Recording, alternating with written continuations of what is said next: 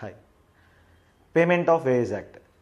So, Payment of Wage Act మనకి year 1936. ఈ act మనకి కమెన్స్ అయింది ఎప్పుడయ్యా అంటే 28 మార్చ్ 1937. మనకి ఏ యాక్ట్లో అయినా సరే సెక్షన్ 1తో మొదలవుతుంటాయి.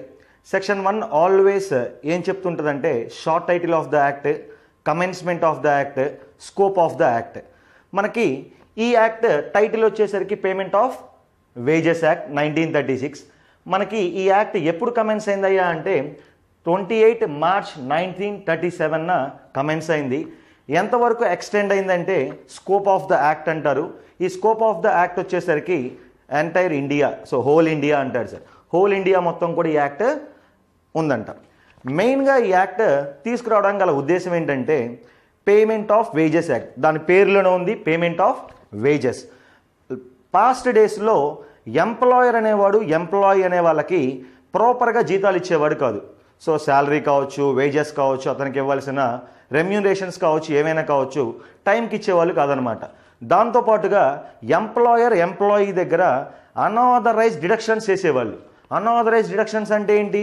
సో ఎటువంటి కారణం లేకుండా లేటుగా వచ్చామని ఫైన్, లేదంటే ఇంకో కారణం మీద జీతంలో కట్ చేయటాలు, ఇలా అన్ఆథరైజ్డ్గా చేయటం మొదలుపెట్టారు. వీటిని నిర్మూలించడం కోసం పేమెంట్ ఆఫ్ వేజ్ యాక్ట్ అనేది ఫోర్స్లోకి వచ్చిందండి. సో మెయిన్గా మనకి యాక్ట్ అప్లికేషన్. సో ఈ యాక్ట్ ఎవరికి అప్లై అవుతుందో తెలుసుకోవాలి.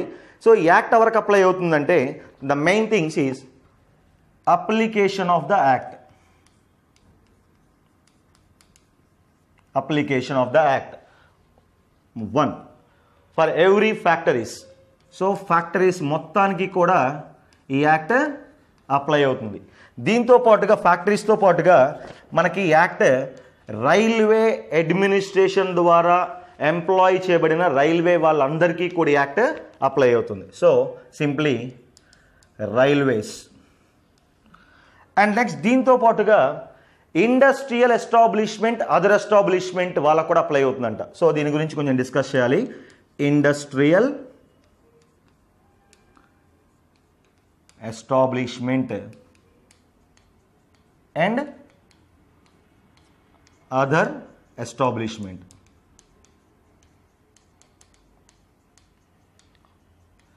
సో ఫ్యాక్టరీస్ అంటే మనకు తెలుసు, factories act definition section 2M కింద ఫ్యాక్టరీస్ ఏంటో డిఫైన్ చేశారు. అదేవిధంగా రైల్వేస్ గురించి రైల్వే ఎంప్లాయీస్ మనకు తెలుసు. ఇక్కడ మెయిన్ మనం తెలుసుకోవాల్సింది industrial establishment, other establishment. So ఈ ఇండస్ట్రియల్ ఎస్టాబ్లిష్మెంట్, అదర్ ఎస్టాబ్లిష్మెంట్ ఈ సెక్షన్లోనే సెక్షన్ 2I డిఫైన్ చేశారు ఈ యాక్ట్లో. సో ఏమని చెప్పాడంటే industrial other establishment means any tramway services are motor transport services engaging carrying passengers or goods or both by road, hire or reward etc. ఏమంటున్నాడు చూడండి, ఎవరైనా ఒకళ్ళు ప్యాసింజర్స్ని కానీ లేదా గూడ్స్ని కానీ హైర్కి కానీ ట్రాన్స్పోర్టేషన్ కోసం కానీ ఇంకా ఏ పర్పస్ మీద మనం ట్రాన్స్పోర్ట్ చేస్తూ ఉంటే వాళ్ళందరూ కూడా ఇండస్ట్రియల్ ఎస్టాబ్లిష్మెంట్లో, అదర్ ఎస్టాబ్లిష్మెంట్లో కవర్ అయ్యారు. సో మోటార్ ట్రాన్స్పోర్టేషన్లో ఉన్న వాళ్ళందరికీ కూడా పేమెంట్ ఆఫ్ వేజ్ అప్లై అవుతుంది. Next air transport services except those exclusively employed in military, navy, air force or union of civil aviation department of India etc. ఇవే కాకుండా air force, so air ద్వారా మనం ఏమైనా ప్యాసింజర్స్ని తీసుకెళ్తున్నా, గూడ్స్ని తీసుకెళ్తున్నా, ఇంకేదైనా మనం సర్వీస్ చేస్తుంటే వాళ్ళకి కూడా ఈ యాక్ట్ అప్లై అవుతుంది. తర్వాత ఏంటంటే army, navy, air force, civil aviation department of India అని కొన్ని ఉంటాయండి. సో అలాంటి వాళ్ళు ఏదైనా సరే ఎయిర్వేస్లో రన్ చేస్తుంటే వాళ్ళందరూ మినహాయింపు ఇచ్చారు. And next one is dock, wharf, jetty.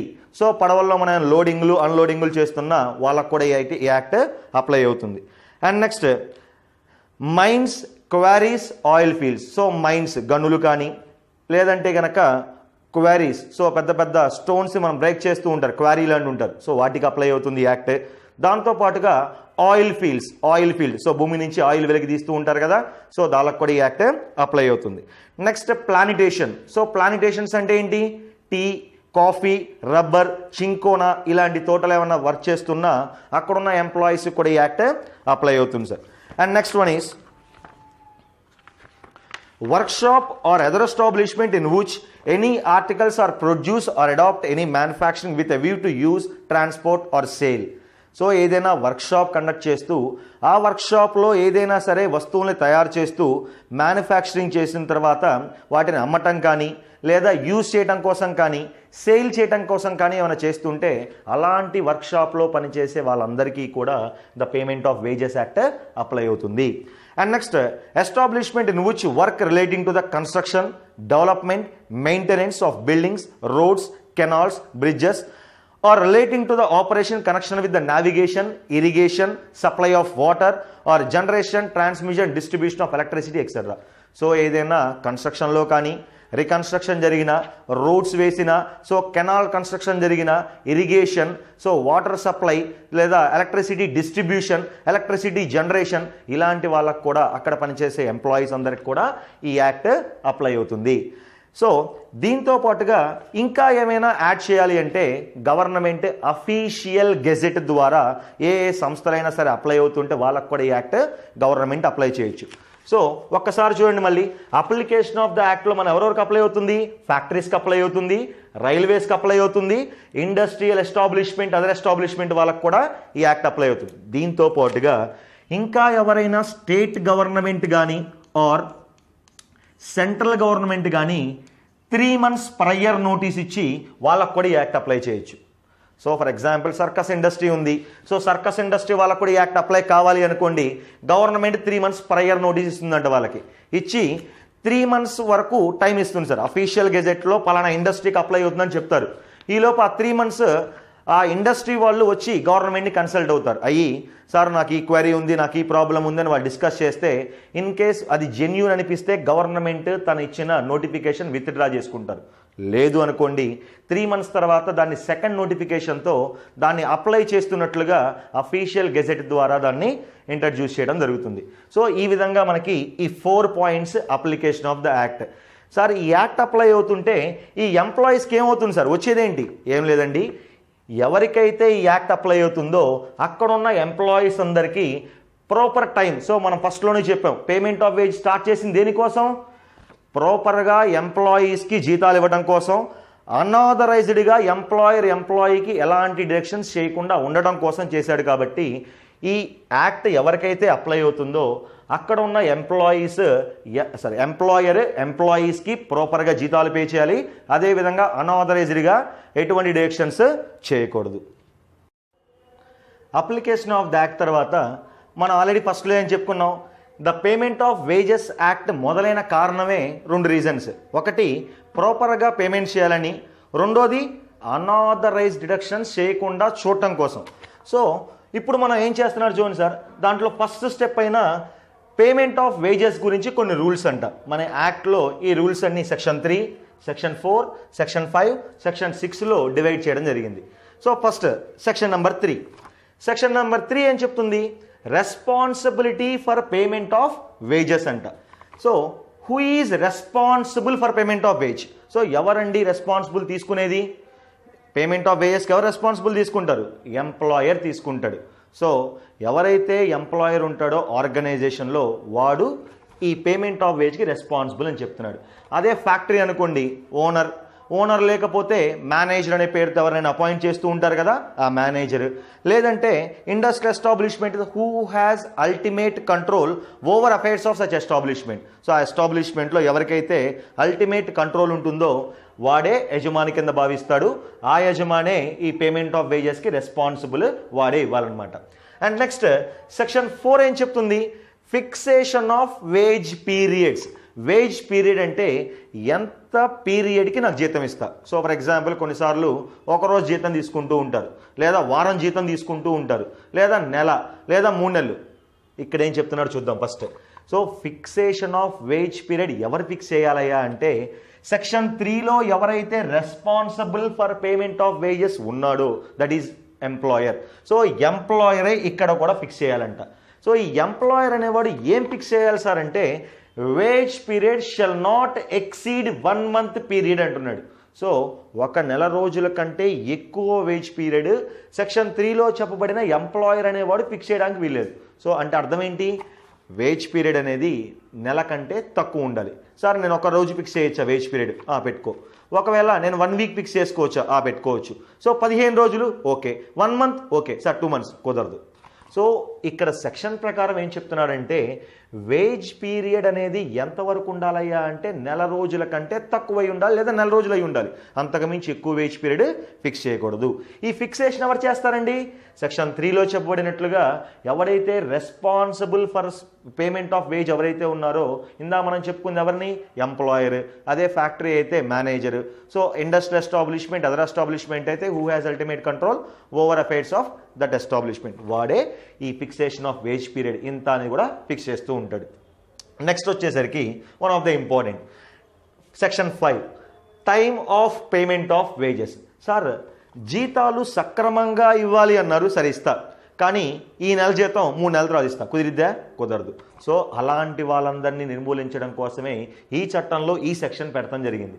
So ఎప్పుడు ఇవ్వాలి సార్ జీతం అంటే మంత్ క్లోజ్ అయిన దగ్గర నుంచి ఎన్ని రోజుల్లోపు ఇవ్వాలి? In case of employed in establishment less than తక్కువ 1000 మెంబర్స్. సో ఎంప్లాయీస్ అనేవాళ్ళు ఒక ఆర్గనైజేషన్లో 1000 కంటే తక్కువగా ఉంటే కనుక 7వ తారీఖులో పే చేయాలంట. అంటే నెల అయిపోయిన దగ్గర నుంచి 7వ తారీఖులోపు వాళ్ళ జీతాలు పే చేయాలి. అదే కనుక 1000 కంటే ఎక్కువ మంది ఉంటే సార్, 1000 మంది కంటే ఎక్కువ మంది ఎంప్లాయీస్ కనుక పనిచేస్తూ ఉన్నట్లయితే మనం ఏం చేస్తాం? 10వ తారీఖులోపు జీతాలు పే చేయమంటాడు. సో ఏమంటున్నాడు చూడండి సింపుల్గా ఇక్కడ. సో లెస్ దాన్ 1000 కనుక ఉంటే ఏమంటున్నాడు వాడు? 7th day payment, 7th day లోపు వాడు పే చేయాలంట. అదే గ్రేటర్ దాన్ కనుక 1000 కనుక ఉంటే ఎంప్లాయీస్ ఎప్పుడు పే చేయాలంట? 10th day. మిగతా అన్ని సందర్భాల్లో అందరూ ఎంప్లాయీస్కి 7వ తారీఖులోపే పే చేయాలి. కానీ ఆర్గనైజేషన్ క్లోజ్ చేశామనే కారణంతో టెర్మినేట్ చేయబడుతూ ఉంటే ఎంప్లాయీస్ని, సో ఎస్టాబ్లిష్మెంట్ క్లోజ్ చేశాయి, నా సంస్థ లేదు ఇంక వెళ్ళిపోండి అని ఎంప్లాయీస్ని బయటికి పంపించేస్తున్నా, ఆ సందర్భంలో మాత్రం క్లోజ్ చేసిన దగ్గర నుంచి 2వ రోజులోపు వాడి జీతాలు పే చేయాలి. సో ఈ పేమెంట్ ఆఫ్ వేజెస్ చేయాలి. సో మళ్ళీ ఒకసారి అండి, సెక్షన్ 5 అనేది very important. Time of payment of wage అంటున్నాడు. సో ఇక టైమ్ ఆఫ్ వేజ్ ఎప్పుడు చెప్తున్నాడు? సో క్లోజ్ చేసిన దగ్గర నుంచి లెస్ దాన్ 1000 కనుక ఎంప్లాయీస్ వర్క్ చేస్తూ ఉంటే కనుక 7th డేలో పే చేయమంటున్నాడు. ఆ 7th డే ఎప్పటి నుంచి? మంత్ క్లోజ్ అయిన దగ్గర నుంచి. సే ఫిబ్రవరి అయితే 28, మార్చ్ అయితే 31. సో ఏ నెలకు ఆ నెల క్లోజ్ అయిన దగ్గర నుంచి 7th డే కౌంట్ చేసుకొని తీసుకోవడమే. అండ్ నెక్స్ట్ 1000 కంటే ఎక్కువ ఉంటే 10th డేలో పే చేయాలంట. టెర్మినేషన్ అంటే పనిలోంచి తీసేస్తున్నారు, జాబ్ పోయింది, లేదా కంపెనీ క్లోజ్ చేస్తున్నాను, ఇలాంటి సందర్భాలు అయితే 2nd డేలో మనం జీతాలు పే చేసేయాల్సిందే. And last one is mode of payment. Mode of payment అంటే మనీ ఎలా ఇవ్వాలి సార్? చెక్ ఇవ్వచ్చా, లేదంటే ఇంకేమైనా ఇవ్వచ్చా? ఎలా ఇవ్వచ్చు? So any mode, current currency notes and coins రూపంలోనే ఇవ్వాలి. సో ఎప్పుడో పాత నోట్లు లేదా చల్లని కాయిన్స్ లేదా 10 పైసల బిళ్ళలు ఇస్తే కుదరదు. సో మోడ్ ఆఫ్ పేమెంట్ ఎప్పుడు కరెంట్ కరెన్సీ నోట్స్, కాయిన్స్. అదే కనుక వాళ్ళకి బ్యాంక్ అకౌంట్స్ ఇలాంటివి ఉంటే బై చెక్ అలాంటివైనా మనం పే చేయొచ్చు. సో ఈ విధంగా మనకి ఈ ఫస్ట్ సెక్షన్ అనే పాయింట్ కవర్ అవుతుంది సార్. పేమెంట్ ఆఫ్ వేజెస్లో 2వ పార్ట్. సో మనకి ఫస్ట్లో చెప్పుకున్నాం, ఏమని చెప్పుకున్నాము? So payment of wage act start అయిన కారణమే పేమెంట్ ఆఫ్ వేజెస్ టైంకి ఇవ్వటము, రెండోది అన్ఆథరైజ్డ్ డిడక్షన్స్ చేయకుండా చూసుకోవటం. అన్ఆథరైజ్డ్ డిడక్షన్స్ అంటే ఎటువంటి పర్మిషన్ లేకుండా చేసే డిడక్షన్స్ని మనం అన్ఆథరైజ్డ్ అంటారు. సో అన్ఆథరైజ్డ్లోనే ఒక మీనింగ్ ఉంది, అంటే ఆథరైజ్డ్ డిడక్షన్స్ చేయొచ్చునేగా. ఏమేమి గవర్నమెంట్ ఆథరైజ్ చేస్తే అవి మాత్రం మనం ఏం చేయొచ్చు అంటే ఈ యాక్ట్ ప్రకారం డిడక్ట్ చేసుకోవచ్చు ఎంప్లాయీ యొక్క జీతంలోంచి. ఏమేమి డిడక్ట్ చేసుకోవచ్చు అంటే మనకి సెక్షన్ 7 సబ్సెక్షన్ 2లో పర్మిషబుల్ డిడక్షన్స్ ఫ్రమ్ వేజెస్ అని చెప్పి ఒక యాక్ట్లో చెప్పడం జరిగింది. ఏమేమి డిడక్ట్ చేయొచ్చు అంటే, సో ఒకసారి బోర్డు వైపు చూడండి, ఫైన్స్. సో ఎంప్లాయర్ అనేవాడు ఎంప్లాయీ దగ్గర నుంచి ఫైన్ అనే రూపంలో డిడక్ట్ చేయొచ్చు. సో అలాంటి డిడక్షన్ చేస్తే అది ఎటువంటి కాంట్రవర్సీ ఆఫ్ దిస్ యాక్ట్ కాదు. తర్వాత వచ్చేసరికి ఆబ్సెంట్ ఫ్రమ్ డ్యూటీ. ఎంప్లాయీ కనుక డ్యూటీకి రాకుండా సెలవు పెడితే, ఎన్ని రోజులు సెలవు పెడితే అన్ని రోజుల వరకు మనం ఏం చేసుకోవచ్చు? వాడి జీతంలో నుంచి కట్ చేయొచ్చు. అది కూడా ఏంటంట permissible deduction. And next any damage or loss of a good created by employee by their negligence. So employee అనేవాడు అజాగ్రత్త వలన ఎంప్లాయర్కి ఏదైనా నష్టం వాటిల్లేలా చేసినా, గూడ్స్ని డిస్ట్రాయ్ అయ్యేలా చేసినా to the extent of such loss, ఎంతవరకైతే ఎంప్లాయీ అనేవాడు వాడి దగ్గర ఎంప్లాయర్ దగ్గర నష్టం వచ్చేలా చేశాడో అంత మేరకు ఎంప్లాయర్ ఏం చేయొచ్చు, శాలరీలోంచి డిడక్ట్ చేసుకోవచ్చు. అది కూడా పర్మిషబుల్ డిడక్షనే. తర్వాత హౌస్ అకామిడేషన్, ఎంప్లాయీ అనేవాడికి హౌస్ అకామిడేషన్ ఎంప్లాయర్ ఇచ్చాడంట. సో అప్పుడు కూడా ఎంతైతే ఉందో అంత. కాకపోతే ఇక్కడ గవర్నమెంట్ చెప్తుందండి, ఇంత ఆ ఏరియాలో ఉన్న గవర్నమెంట్ హౌసింగ్ స్కీమ్ కింద ఎంతైతే అమౌంట్ గవర్నమెంట్ చెప్తే అంత మేరకు ఎంప్లాయర్ అతని జీతంలోంచి కట్ చేయొచ్చు. అండ్ నెక్స్ట్ ఎమ్యూనిటీస్, ఎమ్యూనిటీ అంటే ఫెసిలిటీ. సో ఇంకేదైనా వాటర్ సప్లై చేసిన, పవర్ సప్లై చేసిన, ప్రొవిజన్ సప్లై చేసిన నార్మల్ మార్కెట్ రేట్లో ఆ ఏరియాలో ఎంతైతే ఆ ప్రొవిజన్ కాస్ట్ ఉందో అంతవరకు గవర్నమెంట్ ఆథరైజ్ చేస్తుంది. గవర్నమెంట్ ఎంతైతే ఆథరైజ్ చేసిందో అంతవరకు యజమాని వారి జీతంలో నుంచి కట్ చేయొచ్చు. అది కూడా permissible deduction. And next recovery of advance, employer ఎంప్లాయీకి ఏదైనా అడ్వాన్స్ రూపంలో ముందుగా కావాలి సార్ అని ఇచ్చాడు.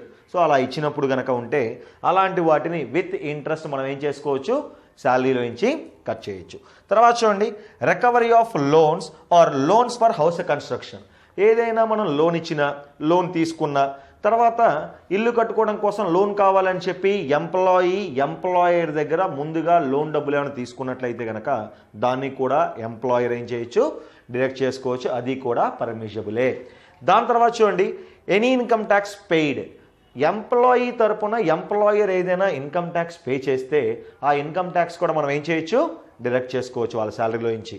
And next any order of a court, ఒకవేళ ఎంప్లాయీ అనేవాడు సవ్యంగా లేకుండా సో మనీ అంతా కూడా దుబారా చేస్తూ ఉంటే వాళ్ళ ఫ్యామిలీ మెంబర్స్ ఎవరైనా సరే కంప్లైంట్ చేస్తే కోర్టు ఏం చేయొచ్చు అంట, సో ఈ అమౌంట్లో కొంత పార్ట్ కానీ మొత్తం అమౌంట్ కానీ అతని చేతులకి ఇవ్వకుండా వాళ్ళ ఫ్యామిలీ వాళ్ళ చేతులకి, లేదా భార్య లేదా తల్లి తండ్రి ఇలాంటి వాళ్ళకి ఇమ్మని కూడా కోర్టు ఆర్డర్ చేయొచ్చు. ఆ కోర్టు ఆర్డర్ మేరకు కూడా గవర్నమెంట్ ఆర్డర్ని బేస్ చేసుకొని ఎంప్లాయర్ ఎంప్లాయీకి శాలరీ డిడక్ట్ చేసి ఆ ఫ్యామిలీ మెంబర్స్కి ఇస్తూ ఉంటాడు. సో అప్పుడు కూడా చేయొచ్చు అంట. Next any provident fund, so ఏదన్నా ప్రావిడెంట్ ఫండ్ కడుతుంటే ఆ అమౌంట్ కూడా ఎంప్లాయీ శాలరీ నుంచి కట్ చేసుకొని అవి ప్రావిడెంట్ ఫండ్ కట్టచ్చు. And next any insurance premium paid approved by the employee, insurance premium అంట. సో ఎంప్లాయీ అనేవాడికి శాలరీ మొత్తం వచ్చినట్టు వేస్ట్ అయిపోతున్నాయి లేదా ఖర్చు అయిపోతున్నాయి.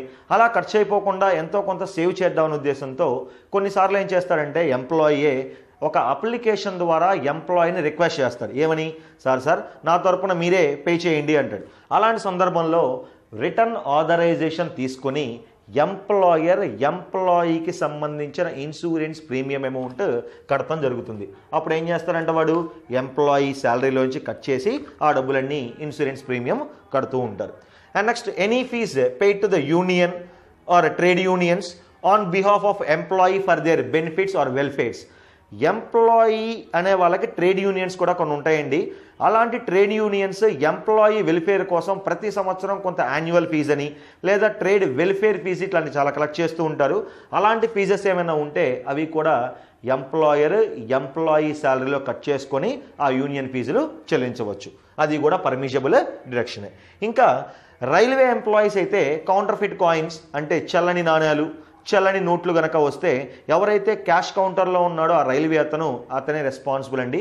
సో ఎప్పుడైతే రైల్వే కౌంటర్లో క్యాష్లో ఉన్నప్పుడు ఇలాంటి చల్లని నోట్లు కానీ లేదా ఎక్స్ట్రా అమౌంట్ ఇవ్వడం కానీ లెస్ అమౌంట్ ఇవ్వడం కానీ ఇన్వాయిస్ మేడ్ చేయడంలో ఫాల్ట్ కానీ జరిగితే అతనే రెస్పాన్సిబుల్. సో ఎంతైతే అతను డిడక్ట్ చేసా తప్పుగా లెక్క వేసి ఇచ్చాడో అంతవరకు ఎంప్లాయర్ ఏం చేయొచ్చు, అతని జీతంలో నుంచి కట్ చేసి ఇవ్వచ్చు అనమాట. And next contribution to prime minister relief fund and CM relief fund ఇలాంటివి. సో ఏదైనా సరే నేషనల్ సెక్యూరిటీస్ కానీ లేదా ప్రైమ్ మినిస్టర్ వెల్ఫేర్కి కానీ ఇలాంటివి ఏమైనా సరే మనం డొనేట్ చేస్తూ ఉంటే వాటికి కూడా మనం తీసుకోవచ్చు అనమాట. పర్మిషబుల్ డిడక్షన్ సెక్షన్ 7(2) కింద మనం ఇప్పుడు చూసాం కదా. సో సార్ ఎన్ని ఇచ్చారు చూసారా. సో పర్మిషబుల్ డిడక్షన్స్ దాదాపుగా చాలా పాయింట్స్ ఉన్నాయి. సార్ ఇన్ని డిడక్షన్స్ తీస్తే ఇంకా ఎంప్లాయీకి వచ్చే జీతం ఎంత సార్, అది కూడా వస్తుంది డౌట్. సో దానికోసం సెక్షన్ 7(3)లో చెప్పారు. So maximum limit of deduction. So ఈ ఎన్ని డిడక్షన్స్ అయినా ఎంప్లాయర్ అనేవాడు ఎంప్లాయీ జీతం నుంచి ఎంతవరకు తీసుకోవచ్చు అంట. ఇలా చేసినప్పుడు 2 పార్ట్స్గా ఆర్గనైజేషన్ డివైడ్ చేయడం జరిగింది. In case of cooperative society, in case of all others. Cooperative society కనుక అయినట్లయితే టోటల్ డిడక్షన్స్ అనేవి ఎంత చేయొచ్చు అంట, మ్యాక్సిమమ్ 75% ఆఫ్ వేజెస్.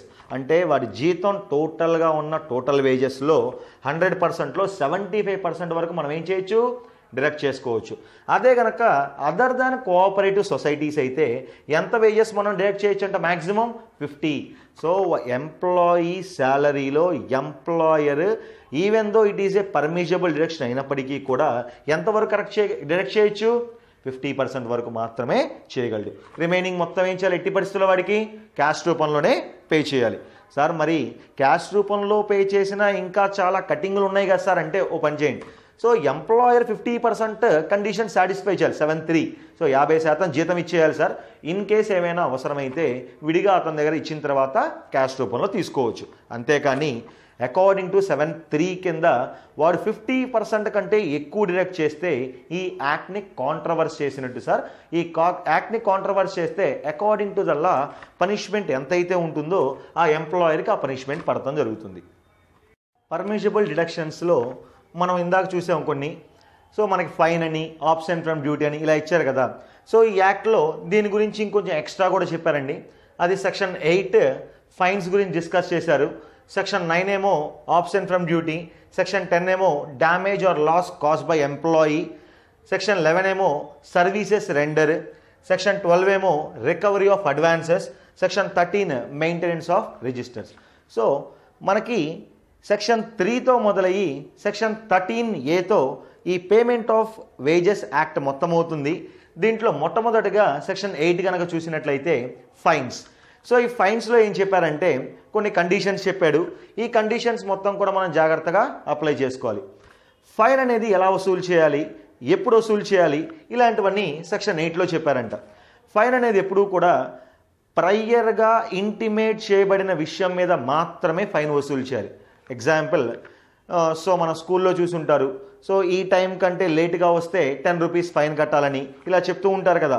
అలాగే ఎంప్లాయ్మెంట్లో కూడా ఎంప్లాయర్ ఎంప్లాయీకి ముందుగా చెప్పబడిన విషయం మీద మాత్రమే ఫైన్ వసూలు చేయాలి. ఆ ఫైన్ వసూలు చేస్తున్న విషయాన్ని గవర్నమెంట్ అథారిటీస్కి కూడా ఇంటిమేట్ చేయాలి. వితౌట్ గవర్నమెంట్ పర్మిషన్ మనం ఎలాంటి ఫైన్ వసూలు చేయడానికి వీల్లేదు. ఇంకా ఆ ఫైన్ అనేది ఎప్పుడూ కూడా ఇన్స్టాల్మెంట్స్లో వసూలు చేయకూడదు. ఫైన్ అనేది 6 days లోపలే వసూలు చేయాలి. ఫైన్ అనేది ఇంకా ఎప్పుడైతే వాడు ఫైన్ లెవీ చేశాడో లెవీ చేసిన రోజే ఫైన్ని వసూలు చేయాలంట. సో ఇవన్నీ కూడా జనరల్గా ఉండే ఫైన్లో ఉండే ప్రొవిజన్స్. దీంతో పాటుగా సెక్షన్ 9 చూడండి, deductions from absent from duty. So ఒకవేళ ఎవరైనా సరే డ్యూటీకి రాకుండా ఆబ్సెంట్ అయితే ఆబ్సెంట్ అయిన రోజు ఎన్ని రోజులు వాడు ఆబ్సెంట్ అయితే అన్ని రోజులు వాడి జీతంలో నుంచి ఎంప్లాయర్ కట్ చేయొచ్చు. And next section 10 deductions from damage or loss cause. ఎంప్లాయ్మెంట్లో ఎంప్లాయీ ఏదైనా ఒక నెగ్లిజెన్స్ వల్ల యజమానికి సంబంధించిన వస్తువుల్ని కానీ సో అక్కడ ఉన్న ప్రాపర్టీని కానీ డ్యామేజ్ కానీ లాస్ కానీ చేసినట్లయితే ఎంతవరకు అయితే ఎంప్లాయీ లాస్ ఎంప్లాయర్కి క్రియేట్ చేశాడో అంతవరకు ఎంప్లాయర్ డిడక్ట్ చేయొచ్చు. దీంతో పాటుగా సెక్షన్ 11 సర్వీసెస్ రెండర్. ఇవి కాకుండా ఎంప్లాయర్ నుంచి ఎంప్లాయీకి ఏదైనా సర్వీసెస్ వచ్చినట్లయితే ఎలాంటివంటే ఎమ్యూనిటీస్ కానీ, ఫుడ్ సప్లై కానీ, కన్సెషనల్ రేట్లో హౌస్ అకామిడేషన్ కానీ ఇలాంటివి ఏమైనా వచ్చినట్లయితే గవర్నమెంట్ నామ్స్ ప్రకారం గవర్నమెంట్ ఇంత రేటు అని చెప్తే అంత రేటు వరకు యజమాని కట్ చేసుకోవచ్చు. ఇవన్నీ కూడా ఆథరైజ్డ్ బై ద గవర్నమెంట్. తర్వాత advances, recovery of advances, loans etcetera. Advances కనుక ఏదైనా యజమాని ఎంప్లాయీకి ఇచ్చినట్లయితే ఆ అడ్వాన్సెస్ని కూడా ఏం చేయొచ్చంట, రికవర్ చేసుకోవచ్చు. అలా రికవర్ చేసే నిమిత్తంలో ఎంత రికవర్ చేయాలి, ఎంత మేరకు రికవర్ చేయాలి, ఇంట్రెస్ట్ ఎంత రికవర్ చేయాలి, ఇలాంటివన్నీ కూడా అప్రోప్రియేట్ గవర్నమెంట్ డిసైడ్ చేస్తుంది. గవర్నమెంట్ డిసైడ్ చేసినంత వరకు మనం ఏం చేయొచ్చంట, అడ్వాన్స్ని కానీ లోన్ కానీ తీసుకోవచ్చు. ఒకేసారి లోన్ మొత్తం కట్ చేస్తే ఎంప్లాయీ సఫర్ అవుతాడు కదా. అలా కాకుండా ఉండటం కోసం గవర్నమెంట్ ఎంత అడ్వాన్స్ కట్ చేసుకోవాలి, ఈ యొక్క లోన్ ఉంటే కనుక ఎంత లోన్ కట్ చేసుకోవాలి, దాంట్లో ప్రిన్సిపల్ ఎంత, ఇంట్రెస్ట్ ఎంత గవర్నమెంట్ చెప్తూ ఉందంట. అండ్ లాస్ట్ వన్ ఈజ్ ఏవైతే డిడక్షన్స్ చేశామో ఈ డిడక్షన్స్ మొత్తాన్ని కూడా ఒక రిజిస్టర్ మెయింటైన్ చేయాలి. దాన్నే section 13A maintenance of register అంటారండి. ఈ రిజిస్టర్ ఏంటయ్యా అంటే డిడక్షన్స్ మేరకు ఎంప్లాయీ శాలరీ ఎంత, సో ఎన్ని డిడక్షన్స్ చేసాం మనం, ఫైన్ రూపంలో ఎంత, ఆప్షన్ ఫ్రమ్ డ్యూటీ సెక్షన్ 9 కింద ఎంత, సెక్షన్ 10 కింద ఎంత, ఇలా డిడక్షన్స్ మొత్తం మనం కంప్యూట్ చేసుకోవాలి. తర్వాత యాక్చువల్ శాలరీ, సో నిజానికి వారికి ఎంత వేజ్ ఇచ్చాము, ఇలాంటి రికార్డ్స్ ప్రతి ఎంప్లాయర్ ఆర్గనైజేషన్లో మెయింటైన్ చేయాలి. మెయింటైన్ చేసిన రిజిస్టర్స్ని 3 years పాటు కంటిన్యూస్గా రికార్డు స్టోర్ చేస్తూ ఉండాలి. ఓకేనా.